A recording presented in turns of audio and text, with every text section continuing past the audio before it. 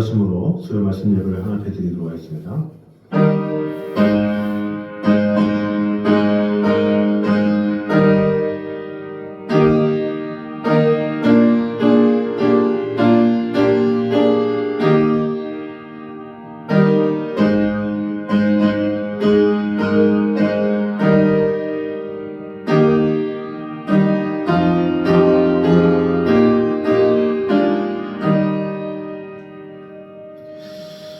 이스라엘아 들으라. 우리 하나님 여호와는 오직 유일한 여호와이시니 너는 마음을 다하고 뜻을 다하고 힘을 다하여 내 하나님 여호와를 사랑하라.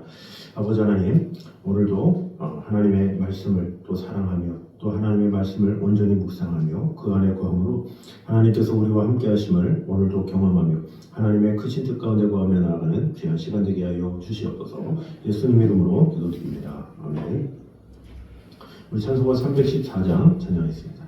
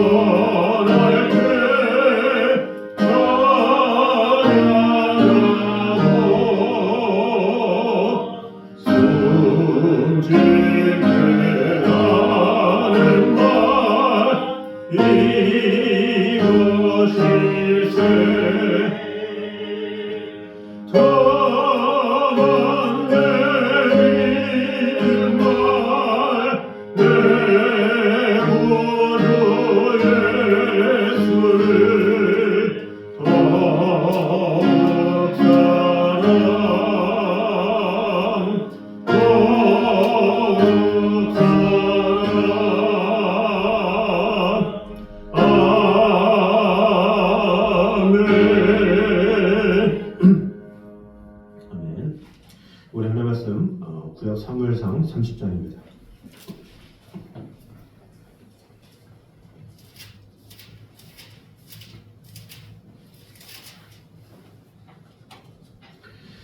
구약 사무엘상 30장 7절에서 10절까지 말씀입니다.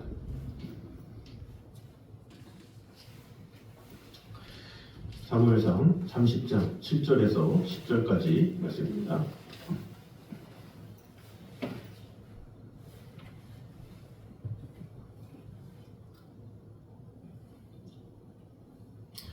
우리 한 목소리로 같이 들어가겠습니다.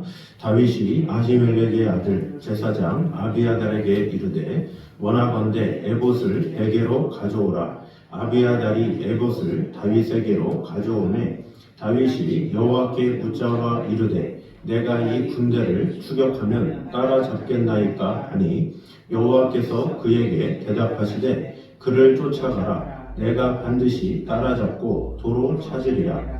이에 다윗과 또 그와 함께한 600명이 가서 부솔 시내에 이르러 뒤떨어진 자를 거기 머물게 했으되 곧 피곤하여 부솔 시내를 건너지 못하는 200명을 머물게 했고 다윗은 400명을 거느리고 쫓아간다. 아멘. 자, 오늘 본문은 사울 왕가의 몰락을 가져온 길보아산 전투와 관련해서 보도하는 이제 제28장에서 31장까지의 연속 부분입니다. 여기서는 아말렉의 시글락 습격과 다윗의 위기에 대하여 보도하고 있는 30장 1절에서 6절까지에 이어서 여호와의 응답에 의한 다윗의 아말렉 추격과 승리에 대해서 이제 보도를 하고 있습니다. 오늘 읽을 본문을 자세히 보면 먼저 7절과 8절은 다윗이 여호와께 아말렉 추격 가능성에 대해서 묻고 또 가능할 뿐만 아니라 이런 모든 것을 되찾을 수 있다는 응답을 받은 사실이 나와 있습니다.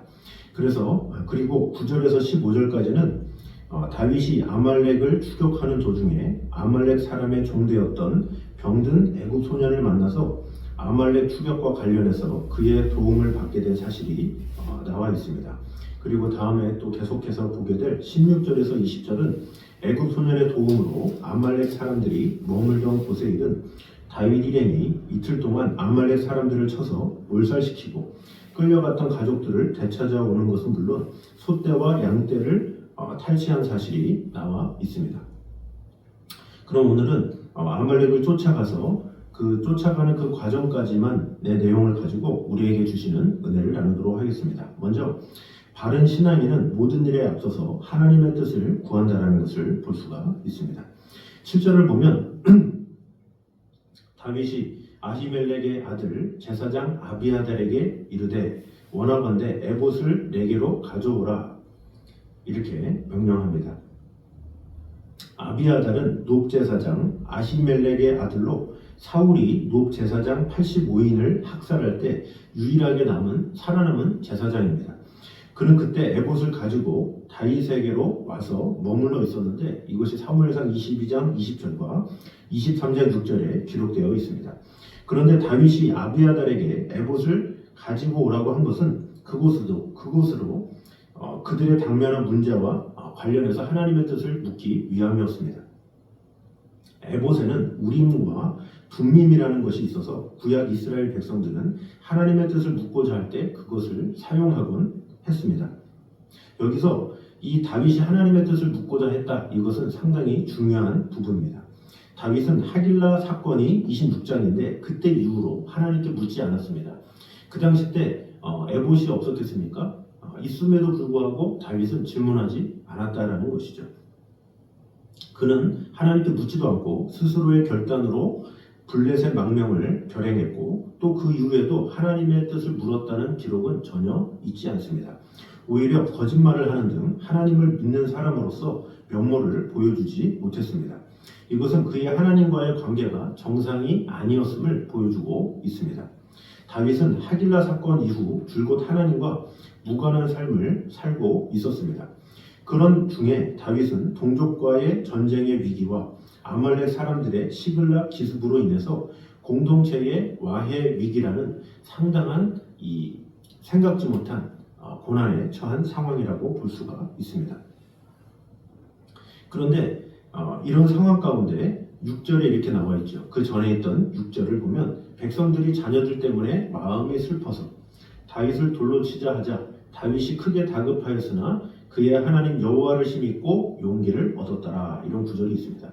이 구절의 내용을 보면 뭔가 다윗이 크게 다급했을 때 그의 하나님 여호와를 힘입고 용기를 얻었더라 한 이것으로 봤을 때 다윗이 그동안 하나님을 찾지 않다가 너무 절박한 나머지 하나님께 부르짖다가 하나님의 음성을 들었는지 아니면 다윗은 그때까지도 생각하지 않았는데 하나님께서 일방적으로 음성을 들려주셨는지 그것은 알 수 없지만 이것을 계기로 인해서 이 다윗이 하나님을 다시금 만나게 됐고 또 하나님의 이름을 부르면서 다시금 용기를 얻은 그러므로 지난 날에 하나님께 물어보지 않고 하나님께 어떤 뜻을 구하지 아니한 자신의 모습을 돌아보면서 이제 하나님께 물어보며 나아가야 되겠다 이런 결단을 했는지도 모릅니다.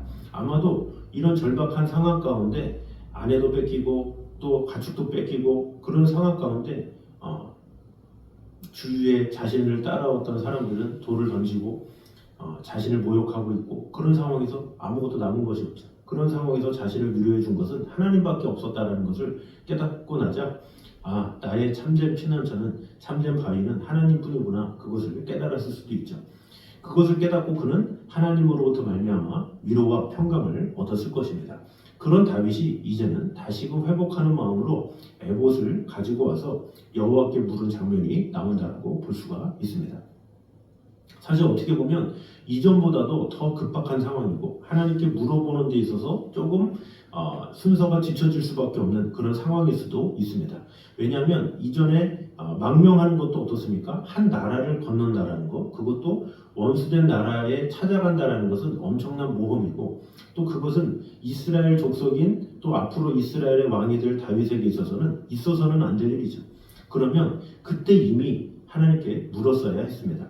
그것을 물어보면서 제가 너무나도 이 사울의 쫓김으로 어려운 상황인데 제가 이 블레셋에 가야 하겠습니까? 말아야 하겠습니까? 물어볼 수도 있었죠. 그러나 그 당시 딱 다윗은 하나님과의 관계가 모호했는지 아니면 본인이 하나님과의 관계에 지지부진했던지 그는 물어보지 않았다라는 거죠. 그리고 블레셋에 간 그 모든 순간에도 하나님께 물어보지 않았습니다. 얼마나 많은 기간이 있었고 당장 있는 고난은 아니었지만 어떤 자신의 거처를 물어보는 그런 상황에서 충분히 하나님께 물어볼 수 있었음에도 불구하고 물어보지 않았죠. 그러나 지금은 어떤 상황입니까? 지금 아말렉이 자신의 아내와 또 수많은 가축들과 재산들을 몰수해서 지금 아말렉이 간 상황입니다. 그럼 이런 긴급한 상황에서 다윗이 할 수 있는 것은 당연히 그를 쫓아가는 것밖에 없죠. 정답은 하나밖에 없고 아말렉이 이미 도망갔기 때문에 당장이라도 빨리 따라가서 그들을 사로잡아야 할 다윗이기 때문에 어떻게 보면 에봇을 가져와서 물어본다라는 것이 이전의 것들에 비해서 어떻게 보면 좀 더 설득력이 부족한 그런 상황이라고 볼 수가 있죠. 그러나 다윗은 하나님과의 관계가 회복된 상황이기 때문에 과감하게 에봇을 가져오라 이야기했고 하나님께 물었다라는 거죠. 이것이 무엇입니까? 이 하나님에 대한 신뢰가 있으면 그 에봇을 가지고 와서 하나님께 물어보는 그 시간은 결코 아까운 시간이 아니다라는 거죠. 왜냐? 하나님께서 자신을 가장 좋은 길로 인도하신다라는 믿음이 있었기 때문에 에봇이 갖고 오는데 시간이 걸리든 아니면 응답의 시간이 걸리든 그것은 하등의 문제가 되지 않죠. 하나님과의 관계에 회복이 있으면 하나님께서는 반드시 응답하시고 은혜 주신다라는 믿음이 있었기 때문에 그런 긴급한 상황에서도 그는 하나님의 뜻을 물을 수 있었다라는 것입니다. 그러므로 이 하나님과의 바른 관계를 회복한 그는 모든 것을 하나님께 의뢰하기로 했고 그랬기 때문에 어떤 에봇을 가지고 물어보고 그대로 했다라는 것입니다. 하나님과 바른 관계에 있는 사람은 절대로 자신의 생각을 앞세우지 않습니다. 하나님의 뜻을 구하고 하나님의 마음이 무엇인지를 생각하는 것, 그것이 바로 하나님과 바른 관계를 맺은 성도의 모습이다라는 것입니다. 만약에 다윗이 하나님께 묻지 않고 아말렉을 추격했다고 한들 온전히 쫓아갔겠습니까? 하나님께서 제시해 주셨기 때문에 다윗은 갈 수가 있었죠.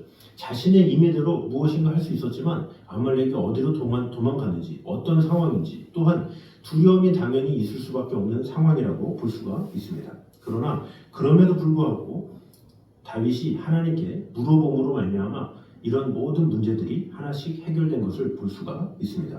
그러므로 진정한 신앙인은 모든 일에 앞서서 하나님의 뜻을 먼저 구하는 자임을 잊지 말고 아무리 바쁘다 할지라도 아무리 지금 이 순간 내가 해야 될 일이 명확하게 내가 알고 있다 할지라도 하나님께 물어보고 하나님의 뜻을 구하는 것은 우리 모든 믿는 자의 당연한 책임임을 분명히 알아서 우리가 작은 일이든 어떠한 사소한 일이다 할지라도 하나님 앞에 물음으로 하나님께서 주신 명령대로 행하기 부족함이 없는 저와 여러분 되시기를 주님의 이름으로 축원합니다. 두 번째는 하나님은 우리가 구하는 것보다 더 풍성한 것으로 응답하시는 분이심을 보여주고 있습니다. 우리 8절 말씀을 보면 하나님을 향한 다윗의 물음과 그에 대한 하나님의 응답이 나와 있습니다. 8절을 보면 다윗이 여호와께 묻자와 이르되 내가 이 군대를 추격하면 따라잡겠나이까 하니 여호와께서 그에게 대답하시되 그를 쫓아가라 내가 반드시 따라잡고 도로 찾으리라 이렇게 말씀합니다. 사실 다윗은 단지 자신이 아말렉 사람들을 추격하면 만날 수 있겠습니까? 이 정도만 물어봤죠. 그래서 하나님께서 가능한지 추격하면 될 것인지 이 정도만 물어봤는데 하나님은 뭐라고 하십니까? 후반절에 보니까 따라잡고 도로 찾으리라 이렇게 말씀을 하시죠. 따라잡을 뿐만 아니라 너에게 내가 뺏긴 아내들 그리고 가축들 그 소유들 다 찾을 수 있을 거야 하나님께서 말씀하시죠. 이것이 무엇입니까? 하나님께서는 우리가 생각하는 것보다 우리가 구하는 것보다 더 많은 것을 주시고 은혜 주시는 분이심을 말해주고 있다라고 할 수가 있습니다. 그는 아말렉 사람들이 다른 족속에게서 이 약탈한 가축들까지 결국에는 얻을 수가 있었죠. 그런 해답을 얻은 그런 응답을 받은 다윗이 얼마나 큰 용기를 내고 따라갈 수가 있었겠습니까? 하나님께 물었더니 하나님께서는 당장 앞에 있는 일들뿐만 아니라 앞으로 일어날 결과까지도 알려주시고 용기를 주셨다라는 것을 볼 수가 있습니다. 하나님께 구했더니 하나님은 따라갈 뿐만 아니라 모든 것을 얻게 된다라는 그런 자신감을 줌으로 인해서 만약에 어떤 하나님의 응답이 따라가면 된다 이런 식으로 끝났다면 그래도 아내의 생사 여부 또 그 수많은 재산들이 어떻게 되는지 또 포로로 끌려갔던 사람들이 어떻게 될지 아무것도 알지 못하는 상황이죠. 그래서 전쟁을 하는 상황에서도 마음이 흔들릴 수밖에 없고 괴로운 일에 처할 수밖에 없죠. 그러나 하나님께서 이미 반드시 도로 찾으리라 말씀하셨기 때문에 다윗은 확신 가운데 행할 수 있었다라는 것입니다. 하나님은 늘 우리가 구하는 것보다 더욱더 풍성하게 주시는 분이심을 우리는 알아야 합니다. 시편 81편 10절을 보면 내 입을 크게 열라 내가 채우리라 이렇게 말씀하십니다.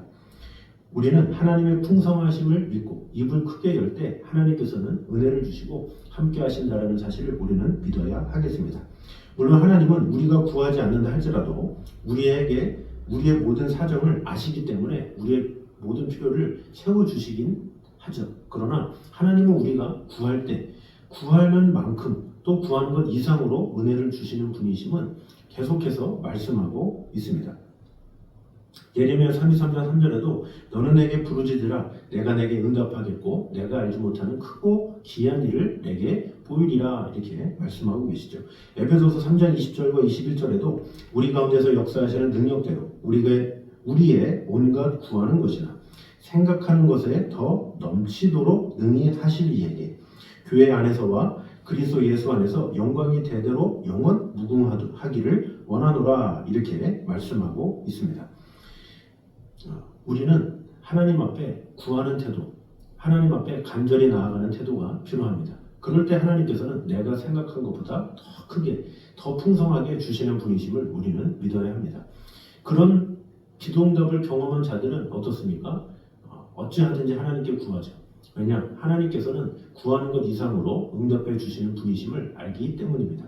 그래서 우리는 어떠한 것이든지 사소한 것이든지 작은 것이라든지 그것을 온전히 구하면 하나님께서는 우리가 생각한 것 그 이상으로 축복해 주시는 분이심을 우리가 잊지 않아서 어떤 상황에서든 하나님 앞에 모든 것을 구하며 간구하며 나아가는 저희 여러분 되시기를 주님의 이름으로 축원합니다. 마지막으로 사역보다는 사람을 우선순위에 놓아야 함을 오늘 말씀하고 있습니다. 사실 교회는 우리 주 예수 그리스도로부터 모든 족속을 제자로 삼으라는 지상사명을 받았습니다. 많은 교회가 많은 일들을 하죠. 여러 가지 많은 상황들이 있지만 그 무엇보다 가장 귀한 사역은 사람을 전도하고 사람을 세우는 일입니다. 왜냐하면 사람을 세우지 않고 사람을 제자 삼지 않으면 교회가 온전히 설 수 없기 때문입니다. 그래서 예수님께서도 이 땅에 오셔서 가장 먼저 한 일은 사람을 세우는 일이죠. 사람을 세우는 일에 금식하셨고 사람을 세우는 일에 전심을 다하셨습니다. 제자들뿐만 아니라 수많은 그 제자들로 또 다른 사람을 재생산하는데 마음을 다했던 것이 바로 예수님의 사역이죠. 예수님뿐만 아니라 사도 바울도 마찬가지입니다. 교회를 세움에 있어서 가장 중요하게 여겼던 것이 사람이었고 그래서 로마서든지 고린도후서든지 갈라디아서든지 빌립보서든지 그 서신서의 마지막은 사람으로 장식되어 있죠. 사람이 그만큼 중요하기 때문에 그 사람을 어떻게 대하느냐, 어떻게 하느냐에 따라서 교회의 미래가 달라지기 때문입니다. 그래서 우리의 어떤 교회든지 어떤 조직이든지 가장 중요한 것은 이 사람이 중심이 되어서 그 사람이 일을 할 수 있도록 사람이 어떻게 세워지고 어떻게 이루어지는지를 돌아보는 것만큼 중요한 것이 없다라는 것이죠. 지금 다윗에게서도 어떻게 보면 이 전쟁의 상황에 처했습니다. 이런 상황에서 다윗의 이런 지도력이나 이런 사람을 대하는 모습을 보면 이 다윗이 얼마나 사람을 소중히 여기고 그 사람을 어떻게 활용하는지를 볼 수가 있습니다.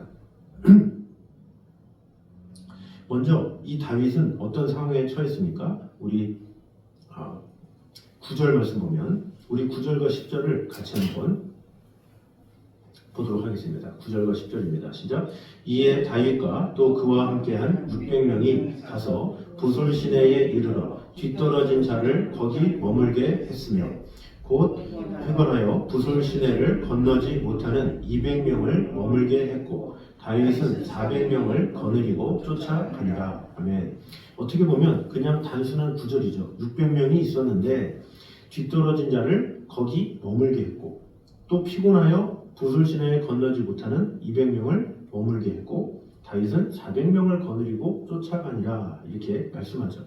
그저 그냥 순리대로 했다 이렇게 생각할 수가 있겠지만 사실은 이렇게 결정을 한다는 그 자체가 쉽지는 않습니다. 왜냐하면 아말렉 족속 자체가 전에도 많이 언급했지만 블레셋 족속 또 이방 족속의 무기와 이스라엘 백성의 무기랑은 천지 차이라고 그랬죠.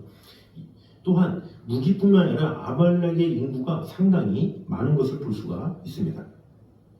아말렉 족속의 수는 많은 숫자라는 것을 볼 수가 있습니다. 1000명이 넘는다 이것을 볼 수가 있는데 이 아말렉 족속의 이 수에 비해서 지금 다윗이 쫓는 숫자는 600명이다라는 거죠. 인원수 자체가 거의 2배죠.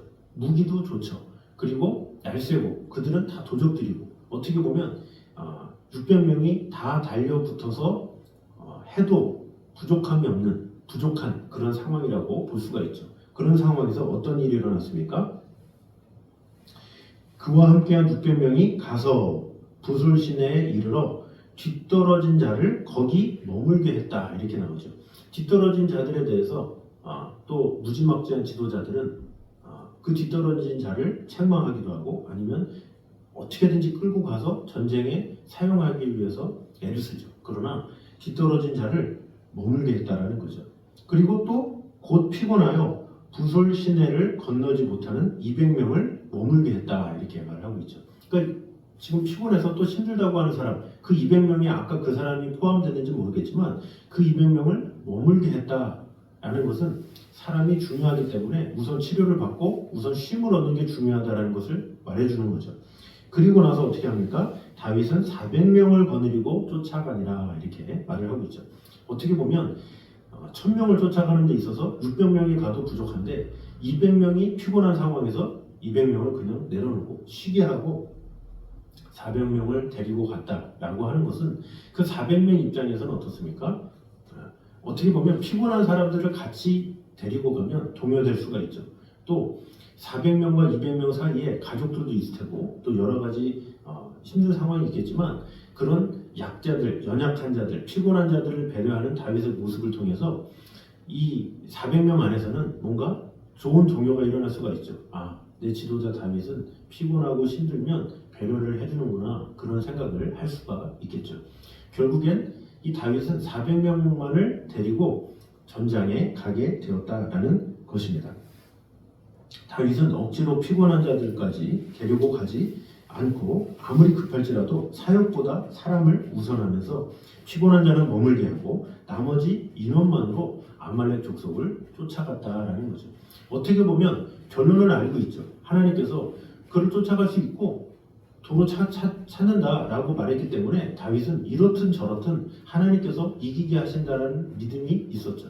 그러나 그런 과정에서 다윗은 무리하지 않고 순리대로 아픈 사람은 아픈 대로 또 나아가야 할 사람은 나아가야 하는 대로 이 모든 것을 조절하면서 온전히 자신의 뜻 가운데 사람을 소중히 여기면서 일을 펼쳤다라는 것입니다. 결국 이런 본문의 이 사건, 다윗의 이 행동이 주는 교훈이 무엇이겠습니까? 아무리 급하고 중요한 일이라 할지라도 그 일보다 사람을 우선하는 것은 없다라는 것입니다.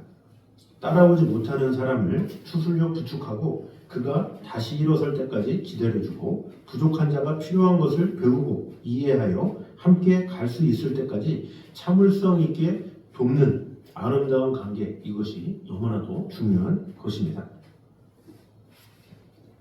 사도 바울 또한 고린도 전서에서 그러므로 만일 식물이 내 형제로 실족케 하면 나는 영원히 고기를 먹지 아니하여 내 형제를 실족지 않게 하리라, 이렇게 말하고 있습니다. 공동체 가운데 어떤 연약함이 있으면 그런 연약함도 이해해주고 내가 그것에 마치기까지 하겠다, 이렇게 말을 하고 있는 것이죠. 누가복음 6장 9절에 보면 이렇게 말씀합니다. 예수께서 저희에게 이르시되 내가 너희에게 묻노니 안식일에 선을 행하는 것과 악을 행하는 것, 생명을 구하는 것과 멸하는 것 어느 것이 옳으냐, 이렇게 말씀하시죠. 어떤 가르침에 있어서도 항상 예수님은 사람 중심으로 어떠한 것이 이루어지는 것이 맞는지 안 하는지 이 상식이 통하는 그런 모습이 있었다라는 것입니다. 고린도전서 9장 19절에 사도 바울은 이렇게 말합니다. 내가 모든 사람에게 자유하였으나 스스로 모든 사람에게 종이 된 것은 더 많은 사람을 얻고자 함이라 말씀하고 있습니다. 결국에는 어떠한 단체든 그 무엇보다 교회는 사람이 중심이 되어야 되고 그 사람을 통해서 많은 일들을 해야 된다는 사실을 우리는 잊지 말아서 그 무엇보다 하나님께서 사람을 세우시고 사람을 통해서 일을 하기 원하신다는 사실을 분명히 기억하므로 사람을 통해 역사하시는 하나님의 영광을 오늘도 맛보며 오늘도 모든 교회가 정말로 하나님께서 세우신 이 한 사람 한 사람을 소중히 여기며 그 사람으로 말미암아 놀라운 하나님의 일을 다 같이 이루기에 힘쓰는 저와 여러분 되시기를 주님 이름으로 축원합니다. 기도하겠습니다. 사랑해 주님 감사합니다. 우리를 지켜주시고 돌봐주시는 주님의 은혜를 찬양합니다. 온전한 신앙인, 바른 신앙인은 모든 일에 앞서서 하나님의 뜻을 먼저 구한다라는 사실을 오늘 보게 되었습니다. 하나님과의 바른 관계를 회복한 자는 하나님께 모든 것을 의뢰합니다. 하나님께 항상 묻습니다. 바로 그러한 태도가 우리의 태도가 되게 하여 주시옵소서. 또한 하나님은 우리가 구하는 것보다 더 풍성한 것으로 응답하시는 하나님이심을 오늘 보게 되었습니다. 우리의 구하는 것이 하나님의 뜻에 합당하기만 한다면 하나님은 우리에게 모든 것을 주시되 더욱더 풍성하게 주시는 분이심을 오늘 보게 되었습니다. 주님, 어떠하든지 어떠한 일이든지 그 일들을 스스로 처리하고 해결하는 것이 아니라 하나님께서 해결해 주시고 은혜 주신다라는 믿음을 가지고 하나님께 구하게 하시고 그 하나님께 구한 것 이상으로 응답해 주시는 그 하나님의 은혜를 매 순간마다 경험하며 나아가는 성도들이 되게 하여 주시옵소서. 또한 사역보다는 사람을 우선순위에 놓아야 함을 오늘 보게 되었습니다.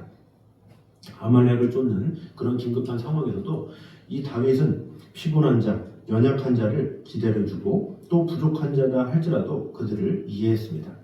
어떠하든지 사람을 소중히 여길 때 하나님께서 기뻐하시는 온전한 일들이 일어난다는 사실을 꼭 기억하므로 한 사람 한 사람 온전히 세우기에 부족함이 없는 한 사람 한 사람 사랑하며 독려하며 세우기에 부족함이 없는 교회가 될 수 있도록 주님 언제나 함께하여 주시옵소서. 예수님 이름으로 기도드립니다. 아멘.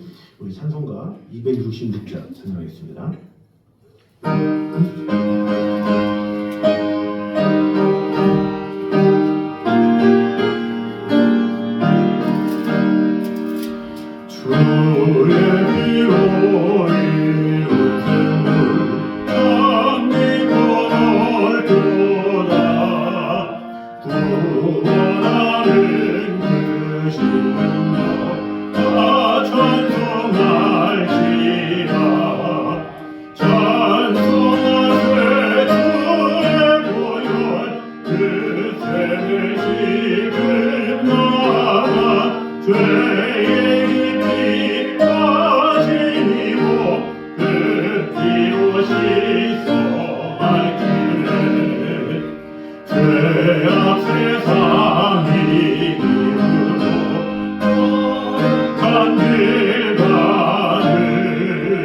나의 마음 성전사